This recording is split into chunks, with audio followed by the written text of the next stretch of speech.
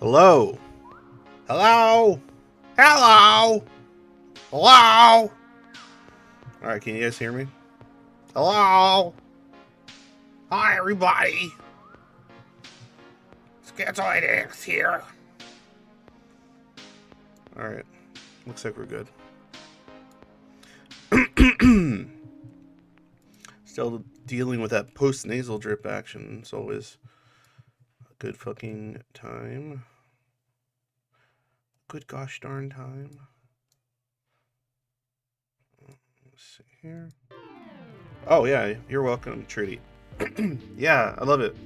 My algo, sometimes it feeds me beautiful things. I found this album. I linked it. chat, but it's called Everywhere in the End of Dreamcore, right? And it was like some kind of short, it's 40 minutes, but it's like a concept album with an aesthetic, and they sample from different artists and stuff like that, and they made like a cool little amalgamation of different stuff with their own original shit mixed in. And it's really good, and it was posted 2 years ago, and it only has 103 views. I made sure to comment, fucking amazing, and 2 years ago, fucking criminal, this has not been found. So the algo and my training of it to it occasionally gives me little tasty treasures. This is one of them. I was listening to the album earlier today, and I was like, this is fun. I'm gonna use it later. A couple other ones out there too I'm finding. Anyway, welcome. Oh, ye tired, you poor, you need to be free. Ooh, 104. Wow. What I don't get is it has 245 subs, but 100. This thing has 103 views. What? How the hell is that possible? It's really cool. Anyway, remember to sub to it, because I don't know if they're making new stuff. I haven't looked, but if they are, I hope it's like this. So welcome to Schizoid Saturday. I am your usual host, Schizoid Angst, and someone was outside making weird faces. I'm gonna close the thing now. The window leading to a family member outside. Anyway, as I was stating, sorry, I got distracted. Oh yeah, today's Schizoid Saturday. I'm your host, Schizoid Angst, and I will be reacting, I guess, to submissions that were given to me in regards to a question or prompt. I would call it more of a prompt, because I don't like narrowing it to questions. More of like a little prompt, writing prompt for something related to sometimes schizoid stuff or anything else, but basically it's only available to the Zoids on the server. So verified schizoids, or whatever, on the server, they're the ones that can answer the question or answer the prompt. Okay, so what's funny about that server is that according to my numbers here, there are 585 accounts with the schizoid role. So I'm gonna say like 20% of those accounts are probably dead or not around. 10% of those accounts actually post things, and the rest are lurkers. That'd be my guess. And so occasionally what I like is I'll get a response from a user I hadn't seen either ever pop up, but I don't really care who's responding. I just care that it's being responded to. So the question, or why do I keep calling it a goddamn question? The prompt was as follows. Do you have any stories about yourself as a child when others around you panicked or got very emotional about something, you just stayed quiet or could not understand why people were losing it? So that was the prompt, right? If you're listening to this now and you didn't submit anything, you still can but you have to do it like in the next, 30, 40 minutes. Otherwise I won't catch it in time, probably. I don't know, hour, within the next hour. You can submit it there on if you're already in the server under the Dear Angst channel, or just put it in chat. If you submit it there, it's anonymous. If you put it in chat, well, I mean, it's your username, I guess. But I'll read it in chat, and I'll kind of react to it or whatever. And you can do that. If you decide you want to be really brave, super brave, you can jump in to my live stream channel in which you can tell me what happened, and I will listen. Okay. So again, just to repeat it, do you have any stories about yourself as a child when others around you panicked or got very emotional about something and you stayed quiet or could not understand why people were losing it? Maybe both. Maybe both occurred. Okay. So, actually, you know what might be fun since I have the cool thing is about polls on here, from what I, at least maybe I just haven't figured it out. But the cool thing about the polls on here is that if I do one and you vote, it doesn't show me who voted, so you don't get like called out or whatever. So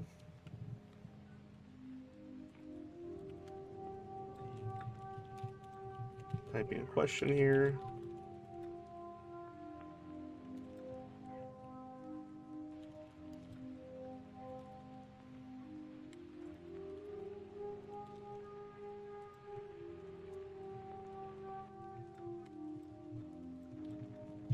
All right. Here's a fun question. I'm going to put a poll. All right. There's a question right there. So it'll just show me the percentage, but it won't show me who answered what. So I won't know who said yes or no or any of that. So that's as, I guess, anonymous as it can get as far as that goes. I don't even know how to check. At least on, I used to be able to do it on Twitch, but I stopped using it. I don't even know how to check like what users are actually watching that aren't talking. I don't know if there's any way for me to even see that. It's interesting. I know that even if I have like 20 people for some odd reason watching, like it's always the same like handful of people that talk or chat. I mean, but it's cool when I see the occasional random Zoid that stumbles in here. Hopefully Zoid and maybe get something out of it. Okay, let's do this. And like I said, the poll should have shown up. Should be there now. Is it showing? Is it showing the poll? All right, should be at the top. Now, before I start reading submissions, I'll talk about my own experiences. It's usually what I do regarding the prompt itself. So, I had a few instances as a kid where I hadn't quite fully developed a lot, like completely developed some of the schizoid traits to the degree that I had. I think I had far more connection to my emotions when I was little. But as far as the more kind of associated, some often neurodivergent aspects about how I thought about things and experienced stuff, yeah, absolutely. I had more than a few occurrences in which I was behaving like adults were uncomfortable or sad or panicking, and I was like trying to figure out why, or I would even vocalize it. That's probably when I vocalized it, and it would usually be get me in trouble or whatever. But a couple of examples would be, okay, so I remember, it's like a kind of a hazy memory, but I remember that when I was a kid, oh god, I hope you guys don't hear all the talking in the background. Hopefully it's not catching at all. Let me see. Nah, it's not too bad. Anyway, there's people in this house be loud of voice, and even if they're outside this area. So I have a vague recollection of a Christmas Eve, where on my father's side, my aunt was visiting, and most of my father's side of the family was from like Las Vegas. My mother's side was all in Costa Rica, so I rarely ever heard from them or saw them. Not that I was all that concerned, to be honest, with the way I am. And so I remember a Christmas Eve where there was some kind of like argument between my parents.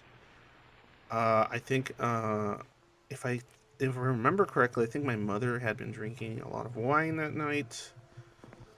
There was some yelling back and forth. I remember while it was happening, I was kind of just more annoyed by it because it was just annoying and loud. And it didn't scare me because I was too busy, like, working on some hobby or imagining stuff or watching some cartoon or playing on my Nintendo. And yeah, I remember there was like this whole hubbub, and I think I don't know, my father or somebody stormed out. I don't even know. I don't even remember what they were talking about. Like, I was just so like, okay. And it's probably happened before. I don't have a lot of memories of it. But I remember it didn't really bother me. It more annoyed me because, like, I knew that stuff was going to happen that was going to be annoying or get in the way of stuff, or just make more, like, just disturbances around me. So I remember I had that reaction. And I remember my aunt, who was either visiting or whatever over the holidays, like, they were trying to, like, comfort me or something. Like, they were trying to comfort me and, like, shield me from the argument that was going on. My mother, I guess, I'm guessing, because I have a memory that she had been drinking wine or something, and she was saying all this stuff to my dad that was probably true. And I remember my aunt was trying to console me and stuff, but I didn't need consoling. And I think she was saying, like, "Oh no, don't listen, everything's okay." I'm like, "What are you talking about? Like, I don't care." Like, I was just like, "It's fine. I'm just playing my Game Boy." And they were like trying to like touch me or something or hold me, and I didn't. I was like, "No, no." I just remember, like, I wasn't crying. I think my younger sister, she was really little. She might have been crying. She was probably, or something like that, maybe. But I was just on my Game Boy, big brick. I'm pretty sure I had that one, and I was probably playing like Super Mario Land or something on it. So I remember, like, I think my aunt was like freaking out, and they're screaming, and I'm just like, another example, which is more like extreme, and this one's always stuck with me, and it kind of like was one of those early moments in my life, like preteen, where I was like, oh, what's wrong with people, and what's different about me? Was when the for those that live in Cali, there was the yeah, I told the story probably to a few people, but I don't know. I don't know, maybe once a long time ago on stream. The Northridge earthquake in Los Angeles. That was a big one. That was a really big earthquake. It was probably one of the biggest to hit LA in in the last few decades or whatever. And some like I can't 100% trust all my memories, but I think I can mostly, because some stuff really stuck out to me. So we were at the airport. We were at the LAX, and it was actually because we were going to be traveling to my parents, like, home country of Costa Rica. So I was obviously uninterested in going, um, because it was just going to take me away from my stuff, and I'd rather be with my stuff. And so then I'm fairly sure I was playing with some kind of device. Like, probably, like I said, there was no cell phones like that, so it was probably some kind of Game Boy, or I had books. Usually it was Game Boy comics or books or something like that. And I would get so bored I'd reread the same books over and over until the Game Boy showed up, and then that opened new territories. And a little portable television, the black and white ones. Anyway, so the earthquake hit, and it was like maybe past, it was like 1 a.m. or something crazy like that. I don't know. And the reason we were stuck there is because there was delays with the plane, like some kind of crazy delay. And so we were basically going to be stuck there for a while. And then the earthquake hit, and everything was shaking, obviously, like crazy, because it wasn't that far away, all things considered, from the epicenter of it. we were definitely feeling it there, and you could hear just like I remember I would look up and I saw these, like, they had these like weird architecture things, like giant blocks that were held by like a pipe thing, and they normally just sit stationary like that, but because everything was shaking, they were swinging back and forth. And I remember I looked up and I was like, hope that doesn't fall. And so then I thought, well, I better get under something. Everything's shaking. People are crying. People are freaking out. The handful of people that were there, because it was the middle of the night, that we were there waiting for that same flight. I got under a chair. Oh no. Oh no, I think I got in the baggage. It was either under a chair. I think I got my sister under a chair, or told her to get under a chair, and I did. I got under a different chair, either next to her or around her. I'm not too sure. My memory's foggy, like I said. But I remember I got under some kind of chair, and everyone's like, freaking the fuck out.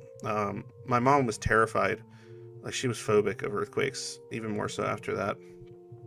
And when the shaking stopped, you can hear outside like a lot of car horns and all kinds of shit.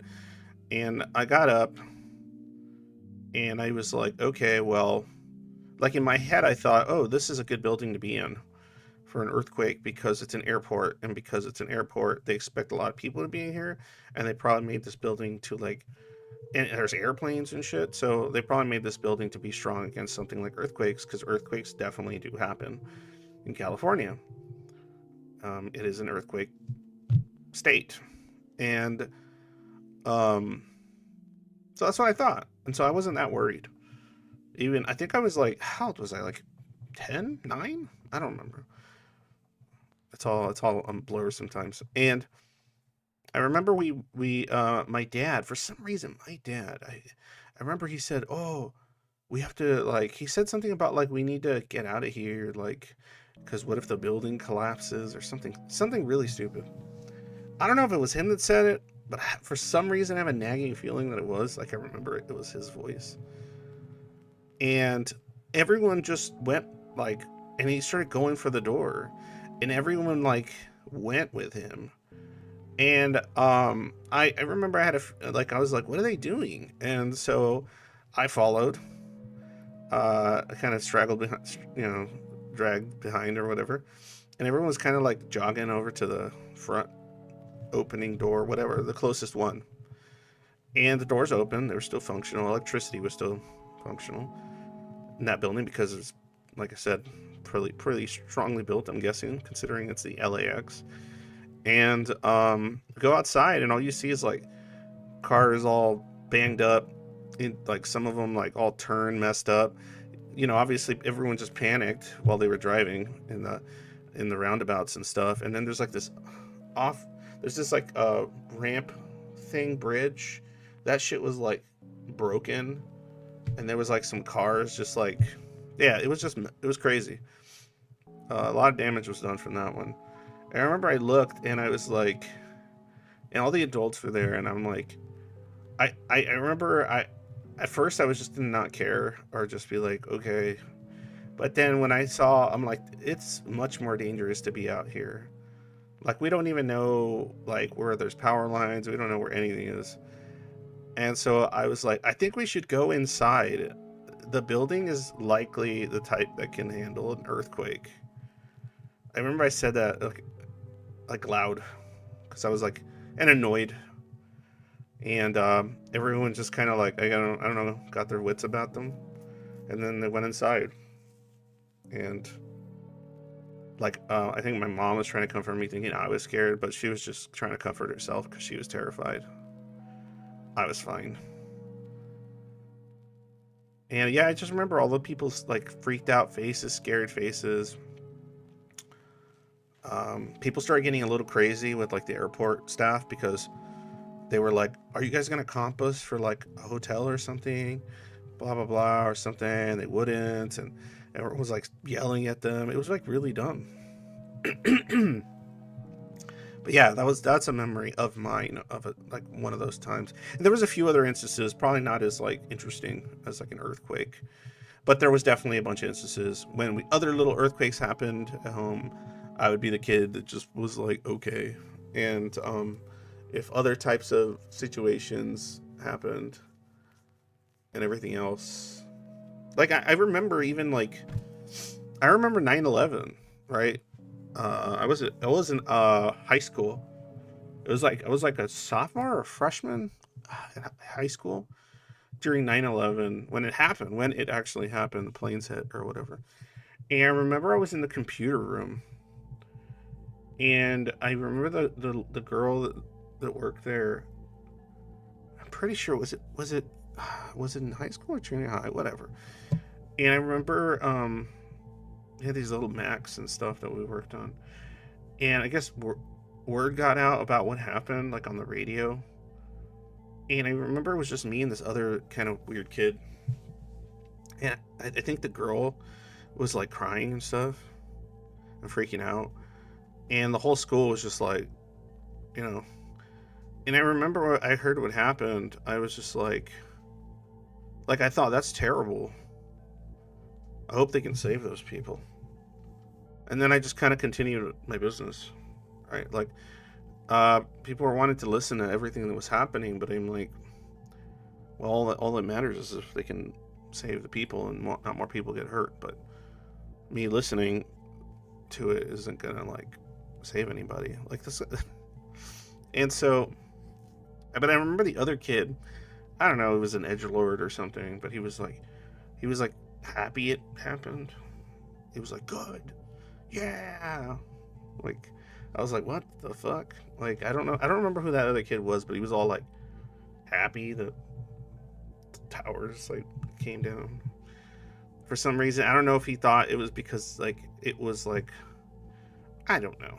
I have no idea. He just said, "Oh, good," and all this shit. And yeah, I remember throughout the school, people were crying, teachers were freaking out, and I was, yeah, like I didn't understand, I didn't feel the gravity of it, probably because I was kind of like, okay, like I was like, okay, well, we can't help. Why is everyone acting like it's like right around the corner, and they can do something like. I even thought, even at an early age, I was like, your prayers aren't going to do anything. They're not going to, angels aren't going to come and take people out of there. And stuff like that.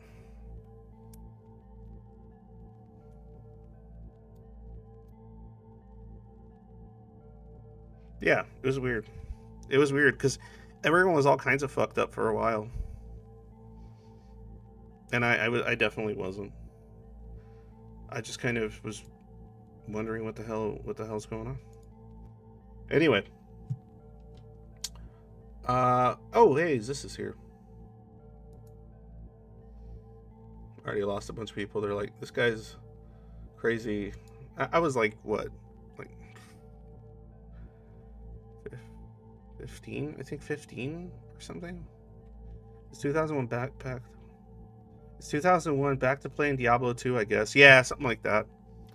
I was like, okay. And I just stayed on the computer. And this guy, like I said, the other kid was like, yeah, fuck you. And the computer person was like crying and telling him to shut up. He doesn't know what he's talking about. And then, like I said, yeah, because I was probably playing hooky from class or something at the time. And yeah, I remember I'd gone back and everyone was just sitting around the TVs, like watching in horror. Yeah, yeah. And it was horrible. I'm not gonna say I had no empathy for it at all, but I didn't. It wasn't like surprising because at that point, even as a like 15-year-old, I had already read a bunch of. I've always been into history, so I had read about atrocities, and I read about all kinds of terrible shit human beings have done and continue to do. And so when it happened, I just thought like, oh, it's a horrible thing that happened to have occurred in my lifetime. But then I was just like, yeah, but eventually, people just seem to move on from it, and very few lessons are ever learned. I mean, it has to be incredibly extreme for lessons to be learned. Something akin to Hiroshima and Nagasaki. That taught some lessons. Made people real scared of atomic warfare after that shit happened.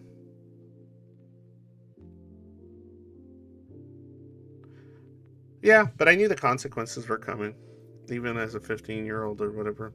I just knew, like, oh, this is going to be bad. Things are going to crack down. I was incredibly cynical about people, even by that age. Anyway, let me undeafen here. Hey, there's this. What's up, dude? Yeah, I don't know if you know what the topic is. I've just been listening to you talk. I haven't caught the common thread yet.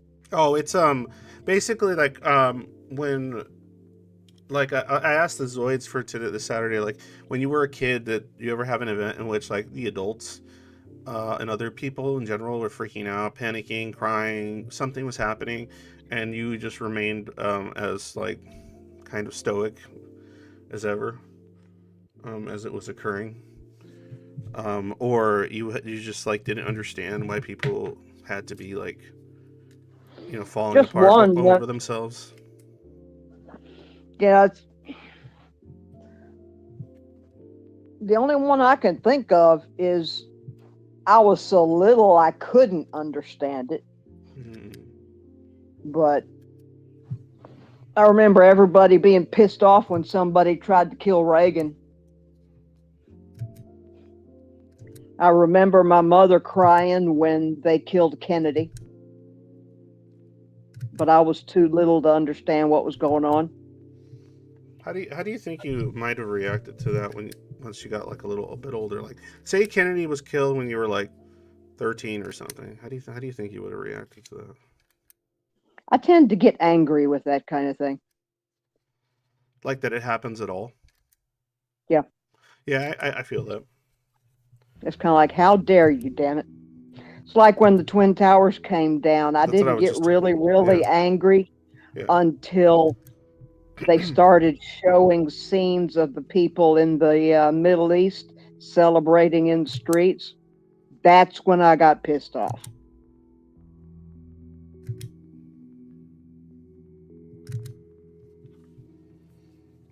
Yeah, yeah. I don't like the celebration of suffering myself. I don't think at the time I had access to seeing that in particular. Not yet, at Yeah. least, because I'm still much younger. Um, I But don't think. I agree 100% that when the Twin Towers came down, I knew it was going to be bad. I But mean, that was going to be a history shaping moment. yeah, but was I mean, were you that Because the surprised by the United reaction? States doesn't put up with that shit. Yeah, but were you that surprised by the reaction? Like it was just so obvious. No, I mean, like that there was going to be opportunistic bullshit happening.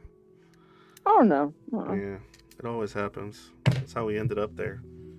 Weapons of mass destruction and all that. All Yeah, right. we should have stayed the hell out of Iraq, and we should have leveled those mountains in Afghanistan. There we go. Turned the freaking country into a parking lot. Sis. Once full scorched earth. Anyway. Well, if you're going to do it right. No, but I'm not going to get into the complexity of all that. Yeah. In any case, let me read. Let me get to the actual responses. And by Okay. the way, Don, yeah, I feel you on that one. Okay, I see here. So the question or the prompt was: do you have any stories about yourself as a child when others around you panicked or got very emotional? Or something you just stayed quiet or could not understand why people were losing it. Here we go. Dear Angst, the only thing that would match what you described would be my mom finding out I was cutting myself. This was when I was 14. My dad lost his job, and mom worked the second shift, 2 to 10. Dad was a widower. His first wife died at childbirth. So I think this is why my whole life he's drunk. But after he lost his job, he started drinking so much he'd pass out. Basically, I had to take care of my younger brother, feed farm animals, and taking care of a drunk so he didn't hurt himself on top of being emotionally bullied by the drunk. Told me I was lazy and useless and at school. Um, only thing that helped me was dissociation with reality daydreaming, TV and video games. With reality, okay, the daydreaming. Okay, sorry, I misread that. I didn't really have anyone to talk to or play with other than my brother. I guess the emotional stress was too much and started cutting myself. When mom saw the scar, she panicked and screamed about me killing myself. At the time, I thought it was kind of funny and a way to see her this emotional about such a small thing. I stopped doing it so she would stop constantly checking me for scars. After this, she got more involved with me and my brother changed a job for a less stressful one. Even pointlessly tried to get my dad to help. Once a drunk, always a drunk. I do feel bad for my mom having to go through this emotional roller coaster. She does, however, have her own problems, being highly neurotic and hysterical at times. Now I try to help. Now I try to help her whenever I can. Thank you for that. Yeah. I think one thing I can relate to when it comes to that, I was never like a cutter. Um, I remember, I think at some point, when I was really in a real bad, probably like, I don't know, my teens. I think I tried it, and I was like, no, this is not helpful. Like, I remember my thought was, now I feel terrible and my arm hurts. So yeah, I understand the psychology of it, though. It's very complex. But point is, I do remember the idea of, like, when I started making really bad choices, like not doing my work at school, skipping classes. I remember that when my parents found out, they were just like horrified and stuff. And um, I remember my thought was like, why are they so surprised? Like, I never, when I was growing up at home, I never really hid how miserable I was. I didn't really talk about it constantly at all. I figured no one would listen anyway. But I remember I would just be walking around, just kind of like in a fugue state, like just, mm-hmm. Did you do your homework? You know, what are you gonna do? Oh, just gonna be in my room. I'm gonna play on my N64. Don't play video games all day. It's not good for you. Okay, I won't. Proceeds to. Don't stay up at night. You need to get rest. Okay, I won't. Proceeds to. And also just kind of like I just looked like I probably just looked like some depressed fucking teenager. Like, and it was just, there was no conversations about that. Nothing. Things, I got progressively just like more irritable and all this sort of stuff. When I would complain, I would be complaining about the school, how it runs, what teachers do, how the other kids are like, and not understanding why this and that. And then I would get some like really bad answers. And I remember, yeah, like when they found out about all this bad stuff I was doing school wise, like I was just like, what's the big deal? This doesn't matter. Like, how are you surprised? You must be stupid. I remember those were my thoughts. In any case, next one. Dear Angst, I've always had a hard time at funerals. Not because I get emotional or sad, but instead that it feels like such a waste of time. I've never really, I've really never gotten why you should be sad about the death of another. We all die anyway. It doesn't really matter whose funeral. It's still the same old blank face, standing there, looking at the others, trying to blend in. Wait, yeah. This is something I've struggled with as a child as well. I was just never that emotionally invested in people, so one dying is like nothing happened. While my family cried like hell. Pretty annoying, smiley face. Sincerely random guy. But yeah, I remember I had made similar statements when I think we had to attend those kinds of things. I remember I think maybe a wedding, I made similar statements. because of like the whole like I don't know, that's probably the part of the ADHD and stuff. I wouldn't really like when I was really young, I wouldn't hide my thoughts. That didn't happen until much later. And when I was like, preteen, I would just be like, what's the big deal? Like like I would have said something like everyone dies, I'm gonna die, you're gonna die. Why is like what? Like I remember I probably would have said something. I remember a marriage. I said, why do people have to do this thing with the ring and the kissing and like if they want to be with each other, why don't they just be with each other? I don't get it. And they're like, oh no, it's an important symbol and all this sort of stuff. I'm like, it doesn't make sense to me. Like and so like a lot of that stuff I would be saying probably as a preteen. I didn't really comprehend fully the context and how it's important to people because it just made no sense to me at the time. And in some respects it still doesn't. Um yeah, funerals are definitely something like that. I remember the last funeral I attended, um, which was somebody from my wife's side of the family that passed away. I like funerals used to just like when I was a kid, they used to like just bug me. Like, why am I here? What am I doing here? I don't even know who this person is. Um, but now like funerals just annoy me in a, like a weird way. Like they make me angry because it makes me think about like how people behave like they behave like they start saying all this good shit about the person. They behave like now they're like they faced mortality and we should change and we should like be kinder to each other and all this sort of stuff, and everyone's like hugging each other and some people are crying and consoling each other and all this sort of stuff, right? And then like there's like it feels like okay, and then the priest is talking about like all these lessons and ideas and like it annoys me now because now I just like when I see that I'm just like no one's learning anything from this. Like like nothing's being learned. Like you're not like gonna be thinking, like changing your values around because you know how fleeting life can be. You're not gonna think about like how you shouldn't be cruel to people in your life because you never know when they're gonna go. Like that's not gonna happen. They're not learning those lessons. They're just gonna go right back to what they were doing. And yeah, and they are. That's literally what's happening. And when you have like the part where people, they start saying all this stuff. Oh, I wish I was this. I wish I was that. I wish I would have talked to them more. I wish I would have had spent more time with them. I wish I would blah blah blah blah blah blah blah. Like they don't do it. They don't do it with the other people that are still alive in their life. It just feels like a lot of lip service, and it pisses me off. Um, because the it feels like a ritual with no meaning other than to like I want to feel better now because this is sad. This makes me sad, so I need to find reprieve. And once I do, now I can go back to doing exactly what I was doing before.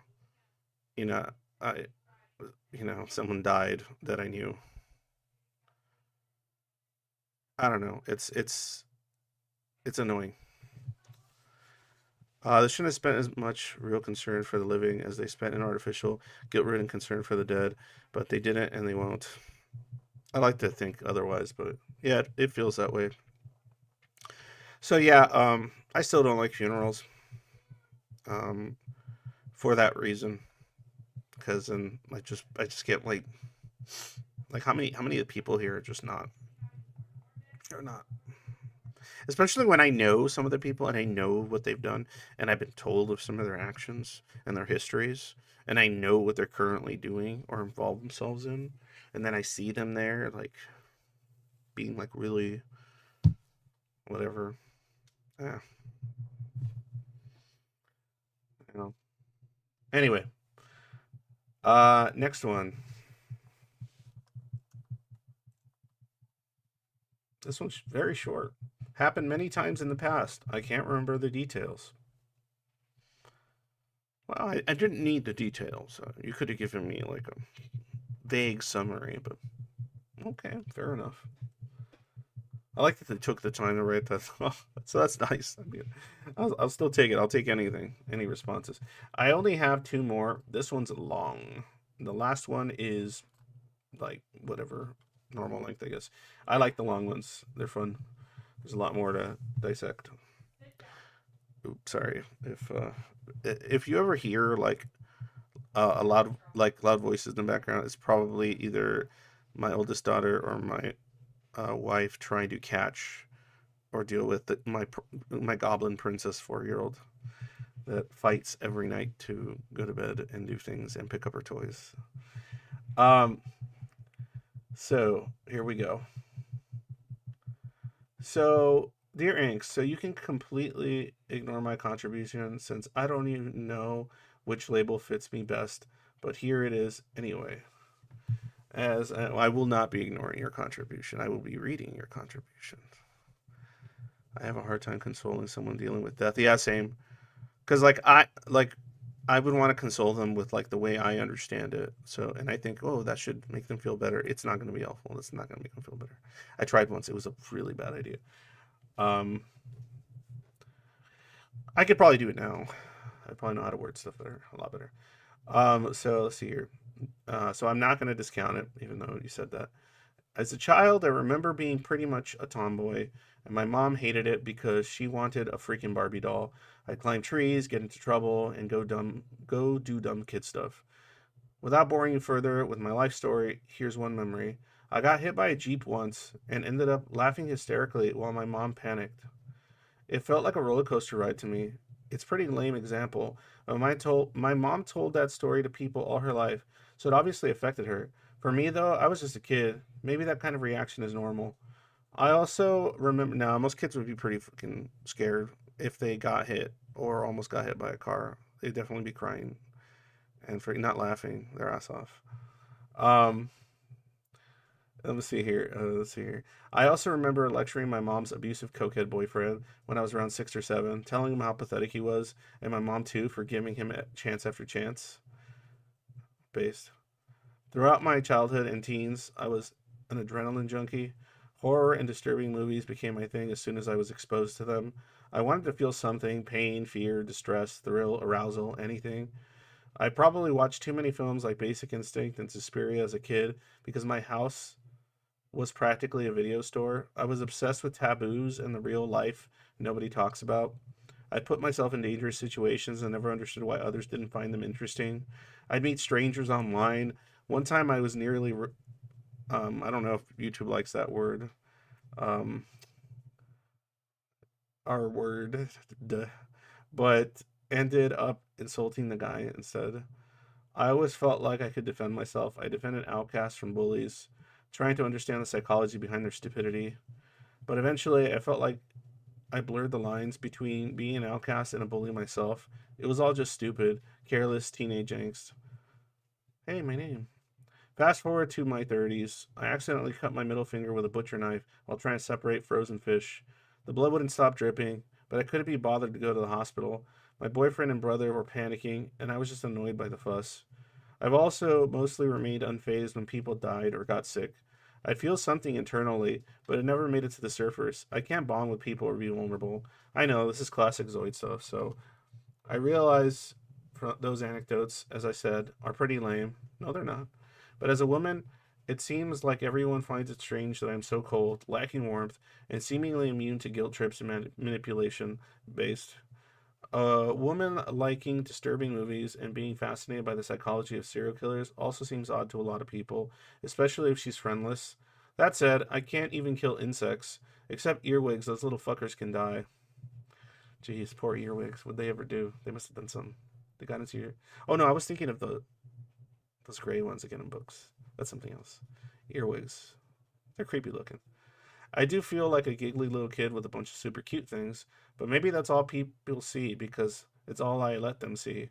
Maybe I want to appear stronger than I actually am, and it's just a front of my cowardice. I don't know anymore. Lately, there's been a breach in my shell. I feel like I'm regressing to a baby stage, being afraid of and crying like a scared kid all alone. I'd love to find my inner Zoid again. To be honest, I fear schizophrenia. My grandfather had it. She started isolating herself in the 50s. in her 50s, sorry. And I've been doing that for pretty much a long time already.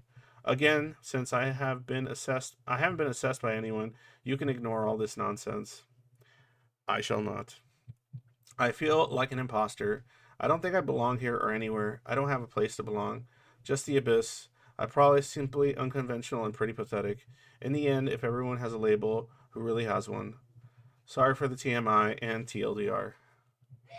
That was neither, just so you know. Um, and it's fairly common. One of the most common experiences for a lot of schizoids is imposter syndrome.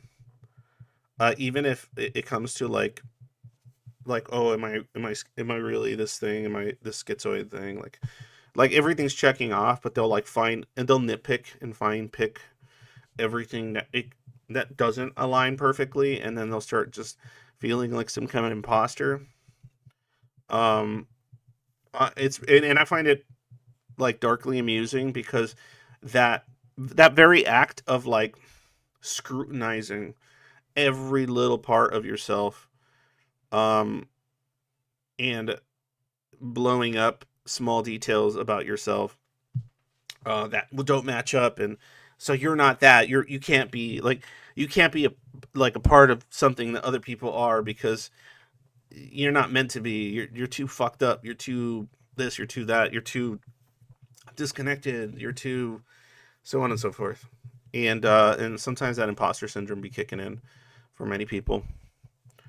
For me, I had a lot of imposter syndrome early on about taking on this idea of like trying to be like some kind of advocate for this stuff and talk about it. Trying to be like some kind of, I don't know, whatever you would want to call it. Thinking like, who am I to do this? I'm just an idiot. I made mistakes. I'm not going to be able to help anyone. I can never help anyone. And that proved to be wrong because I have helped like a good chunk of people at this point. So I've come to terms with the fact that I don't feel like an imposter trying to help people now. I know I can help people, only because, like I said, I've successfully done it. So, but at least according to them, unless everyone's just lying to me, which is fine, I guess. Keep the cope going for me. Um, I love it when people try to manipulate me and don't react how they expect. Yeah, it's pretty funny. Like when you have like coworkers that are kind of narcissistic, or people that try to like use shame to like make you do things, or people that think they're your friend and then they begin to do those kinds of behaviors, and you're like, wow, I don't care about this person. I don't want to be around this person anymore. And then they're just like freaking out because you just don't talk to them anymore, or don't care about them like crying because like you haven't been talking to them, and you're just like, okay, go get a life or something. Yep, too much variation in actual people to match arbitrary worst case criteria. Alienation on overdrove, even with our kind. Yeah, yeah, yeah. Like it's kind of a lot of Zoids do it where like even if they come into my server, or maybe they watch my channel or something, like they'll look for anything that could make them not part of something. Partially, I think due to some kind of fear of like connecting or being like relating to other human beings, and that's like kind of verboten, like in many ways, or taboo in the mind of a schizoid. It's like, what, I'm connecting to people, especially when they're not in the headspace to attempt it. And then that kind of like freaks them the fuck out, and they're like, nah, no, this is I'm yeah, I've heard like literally. Okay, here, I was talking to somebody about this. I've been told by Zoids like random, because I'll get random like DMs from like Zoids that like just have a question, and I'll answer it, and then I'll never hear from them again, which is fine. Um, and and they've like mentioned stuff like about like developing, like they'll confuse overcoming certain issues a little bit, and then actually developing like a connection or feelings for someone, even romantic ones.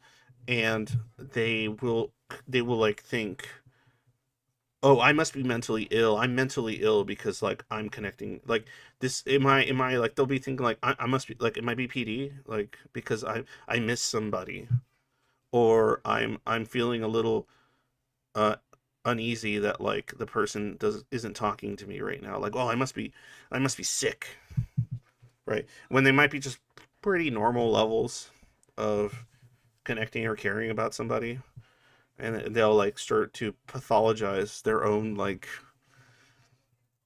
what would be like a pretty healthy type of thing, like a pretty normal or healthy thing. Or maybe it's new to them and they're still trying to manage and deal with it, but they don't give themselves that much credit. And they'll start pathologizing like they'll start pathologizing their own progress. Um, or because it comes with consequences, and it makes them feel bad. They're like, oh no, no, I can't. I gotta go back to the blank slate because this is making me sad and I shouldn't be feeling this sad about anything, and it's probably making me more sick, so I better get rid of all this and disappear and not be a part of it all or whatever. I don't know why the camera's like going crazy here.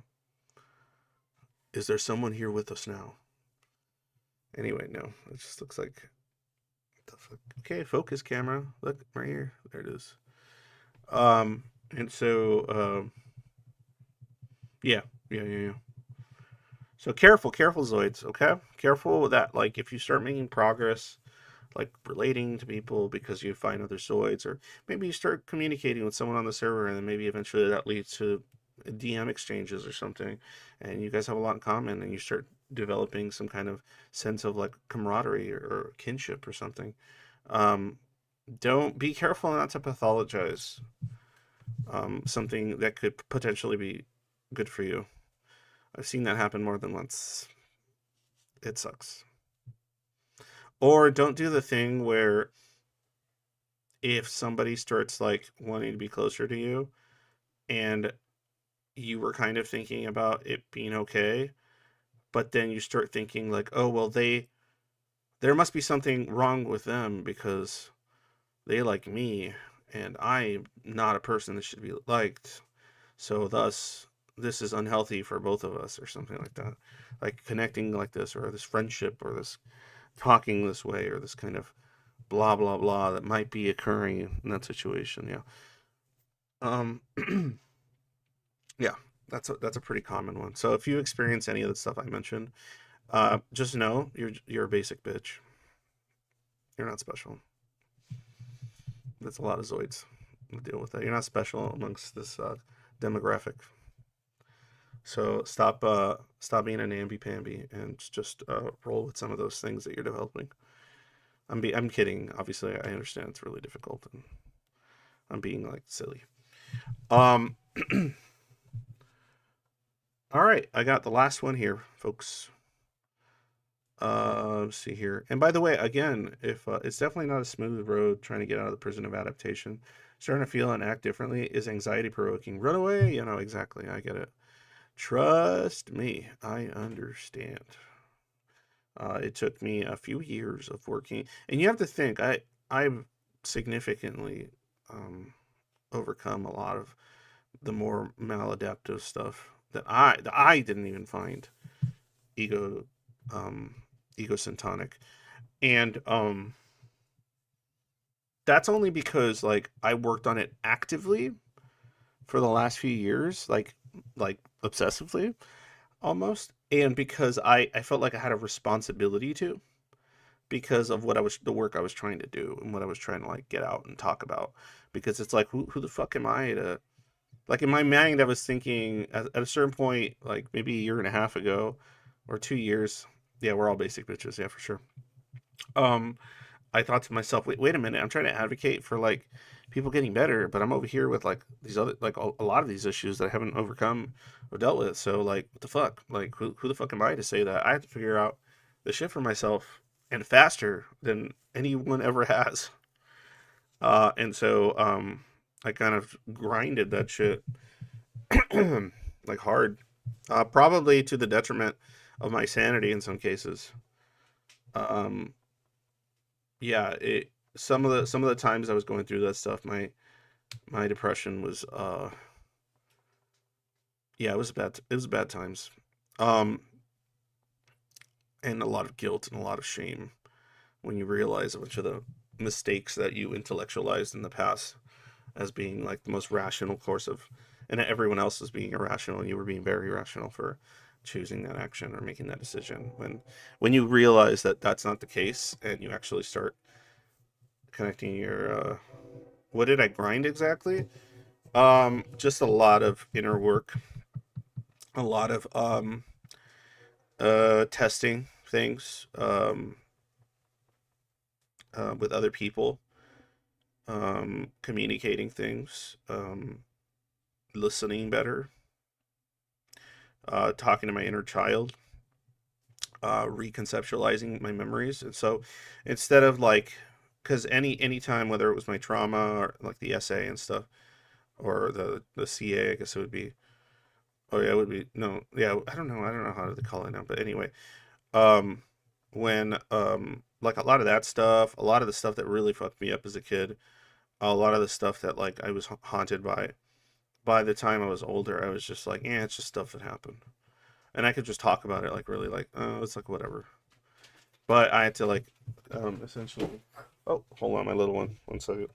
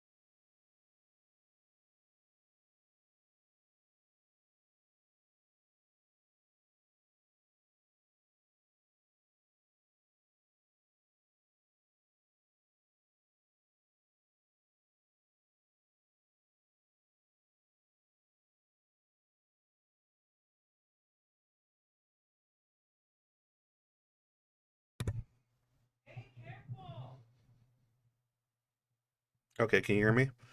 Yeah, that was funny. Like my 4-year old comes in to say goodnight and starts asking me about like she's like, "Do birds have bones?" I'm like, "Yes, they're a little different though." And I was like thinking about all whatever nonsense little factoids in my head. I'm like, she's not gonna get that right now. So I'm just like, she's like, "Wait, so I thought they just had feathers." I'm like, "No, they have feathers, and then there's skin under that, and then there's bones under that, and things like their heart and everything else you have, but much smaller." And she's like, "Okay," and then she's like left. It was pretty funny.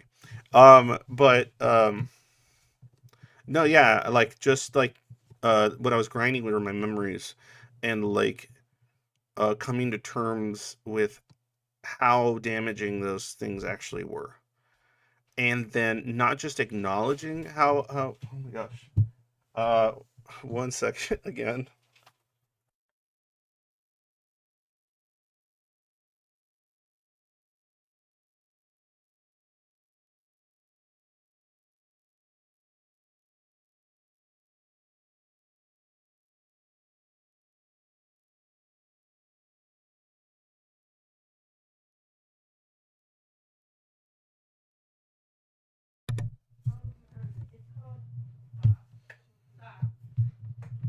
Okay, so anyway, I have to end the stream soon here because I my older daughter's now. Hey, you were supposed to watch this thing with us, and I'm like, yes, I know, I was.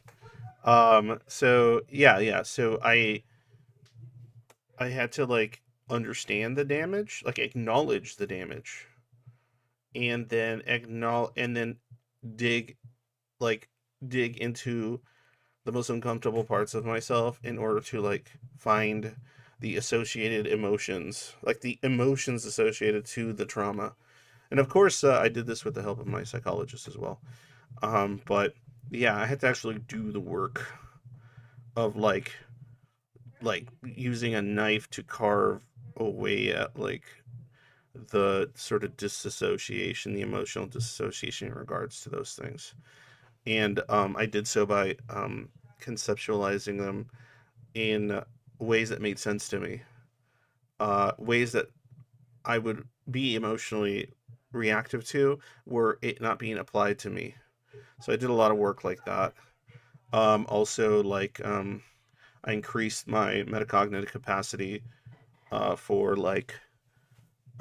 what would be like the more normal human experience. I did more work and reading and um, um, talking I get with my psych about psychological concepts that wouldn't apply to me and ways of thinking that wouldn't apply to me as much. I started understanding the pain that people with other kinds of personality disorders were dealing with, and trying to compare them to the means in which I dealt with that stuff. Yeah, like all kinds of shit. Yeah, but like I had to do it in my own kind of way. I feel like each schizoid will have to like construct their own individual like program on what makes sense and how they could approach it.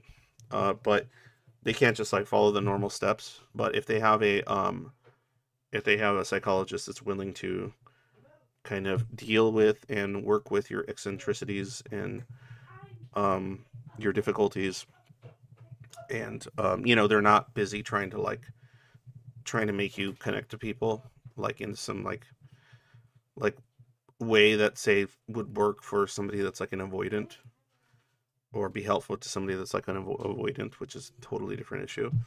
um then you can really get some work done. You have to like essentially like de-intellectualize aspects of yourself and your past, and yeah, it's not an easy thing to do because it requires you to like relearn relearn feelings, relearn a lot of emotions. um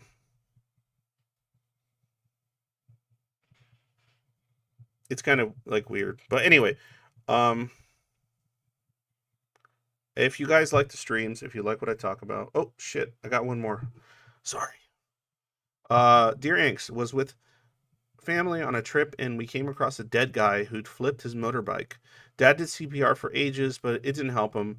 I remember our cousin was crying and crying, and it just didn't make any sense to me. Like, okay, dead guy, I guess, kind of weird, but I didn't know him. Why so upset? Another one when my parents got divorced, my sibling called me distraught on the phone talking about how the family was over and shit. And I just remember also being very confused. I thought, what family?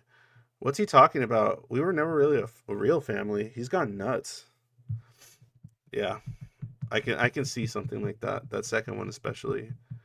Um, I've experienced being around at least like two situations, kind of like the first one there. And yeah, it was I was very much like disconnected during that, and just I I was just like, okay, like this is a thing that happened. Like, all right, now what am I supposed to do? Like, that kind of stuff. Um, any case, thank you for showing up. Thank you for being here. If you like the stream, please support me on Patreon. It actually fucking helps a lot. Please support me with PayPal or whatever, um, and anything else like that. And if you don't have any cash, then just like this shit, subscribe, whatever. But the best thing you can do is leave comments because it's helpful for the algo shit. And if anything I say during one of these streams really connected with you or something, please, timestamp it, put it on the Schizoid Reddit or some Facebook group for schizoids or wherever else that might be relevant. DM it to another Zoid that maybe doesn't watch my streams, that is maybe in the server but they don't watch my streams. If there was something you thought might have connect with them, um, and so on and so forth. And if you want to contribute or help in any way when it comes to this stuff, and hit me up. If like say you want to do something like, hey, Angus, I want to occasionally edit your streams, and so you can put out like little clip compilations or something for your channel as like an upload or something. Like I don't have time for that stuff. I have a lot going on, um, but if that's something you're thinking would be fun or interesting, cool. just do it. Don't tell me how you're gonna do it. Just do it, and then be like, hey, look, I did a thing, and I'd be like, awesome. That's like the best thing you can do. I know Zoids tend to like fantasize about doing a lot of things. I was one of them, and not actually getting anything accomplished. Not talking shit because I did plenty of that. All right. So as usual, when day is dark, always remember, happy day.